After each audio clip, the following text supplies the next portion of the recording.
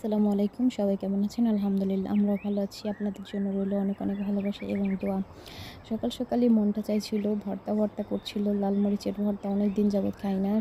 সেইজন্য ভর্তা দিয়ে আমরা খুদের ভাত খাবো।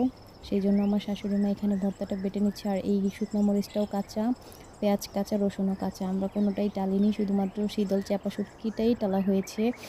এখানে পরিমাণ মতো লবণ দিয়ে এখন চাপা শুটকিটা বেটে নিয়েছি। মরিচটা ভালো করে মিহি হয়ে গেলে এই তো এখন দিয়ে দিয়েছি। এখন ভালো করে এটাকে মিক্স করে নামিয়ে নেবে। আর এই ফাঁকে আমি আপনাদেরকে টেলারিংটা একটু দেখাচ্ছি। আমি তো নতুন কাজ শিখছি, সেইজন্য আর কি চালিয়ে হাতটাকে ক্লিয়ার করছি। তারপরে এই তো ভর্তাটা এখন নামিয়ে নিল। তারপর ওই যে সাইডে ভাত দেখতে পাচ্ছেন, এখন ভাতটা আমরা মেখে খাবো। পাটায় মাখা ভাতটা এতটা পরিমাণে মজার, যারা খেয়েছেন ছোটোবেলায় কিংবা খাচ্ছেন তারাই এটার স্বাদ অনুভব করতে পারবেন। এটা অনেক বেশি মজার হয়।